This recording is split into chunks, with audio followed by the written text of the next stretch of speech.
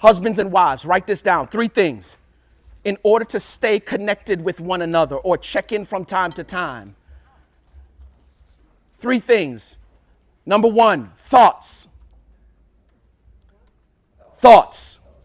Number 2, feelings. Number 2, feelings. Number 1, thoughts. Number 2, feelings. Number 3, desires. Desires. From time to time, I'll sit and check in with Faith. Boo, where are you? What are you thinking? What are you feeling? And what do you want to do about what you're thinking and feeling? Husbands, let me help y'all out real quick. We are solution-minded. And you got to be in tune. And this is the reason why Preach will show you later on why you have to remain in a state of awareness. Because some of us just doing what we're doing in terms of being solution-minded when you're talking to your spouse all the time. And like for real, you killing them. My wife come to me about something in the beginning, right? I would just be like, you know what you need to do.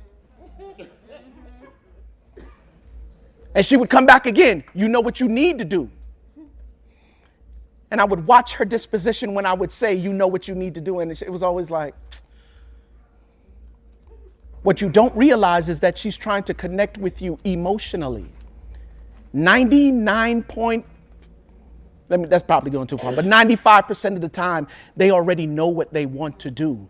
They are connecting with you because they're trying to work it out in their brain, or they just want to share with you what it is that they're doing. And I picked up on the bids.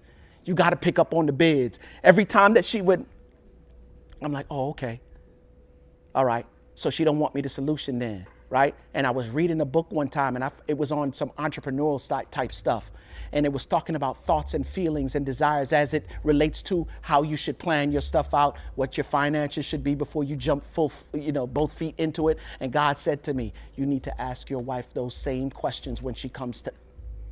This is the reason why you have to stay connected. Oh, come on. This is the reason why you need to be connected with God. Let my wife tell you, in addition to getting up every morning and doing push-ups, I've taken it a step further. There was a time where consistency is such a major thing. There was a time in my life where, like, for real, we were firing on all cylinders. Matter of fact, when I first moved to Charlotte. But, sometimes we get comfortable. And you comfortable, sometimes you comfortable in the Spirit of God. And God is always moving and always shaking and always creating. He's always doing something. And if we were created in his image and in his likeness, then we too need to be creators and always moving and shaking. But you don't like work. You like comfort zone. I'm a hip hop head. Now I said I never sleep because sleep is the cousin of death. And some of y'all sleeping right now. You're going to leave here and you're going to go home and you're going to call me up 2 years from now and say, Quest, I got it. 2 years later. But you got it because you're living in your flesh right now. Instead of learning how to, oh, come on, somebody. And so with faith now, when I'm doing just, oh, man. All right, let me move to this next piece. So that's me and her right there. Oh, sorry. Thoughts, feelings, desires. When I ask her that, she doesn't feel like I'm jumping into solution mode, and now she feels like I'm connecting with her. Right?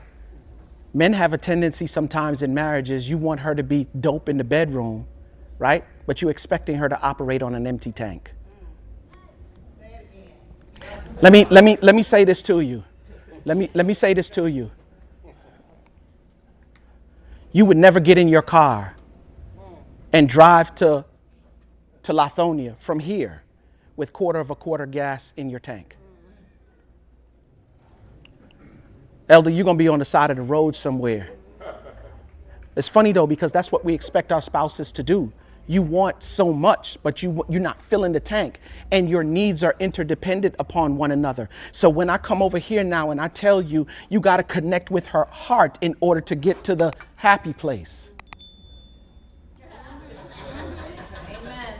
They all know it. I don't know. I just want to know, is this thing on? You feel me? Like for real. This will only work for so much without, you know what I'm saying, connecting here. But ladies, I need you to understand something as well. You cannot expect there's so much that we face on a day to day as men because we're wired differently and we think differently. You are the helpmeet that really creates balance in our lives when we want to lean to one side. We find worth in what we do in our work. And it's easy for us to get addicted to it. Why? Because in our minds, we're doing what we're doing because we're building a foundation for our family to go to the next level. And when we're not doing what we think we should be doing, we lightweight become depressed.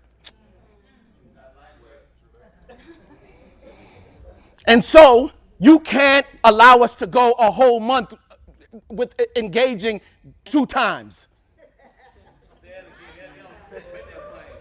You can't break us off once a week and expect us to properly navigate through the world.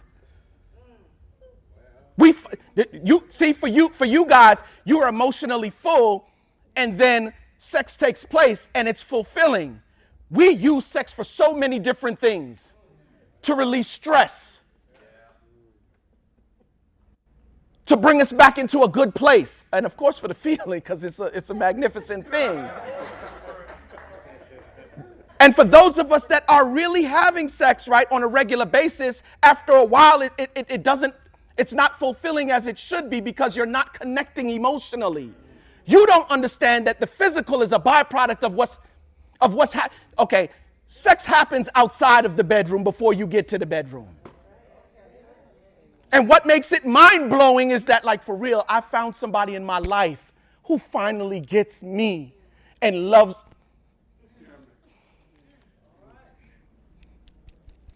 me for me, talks to me the way I want to be talked to.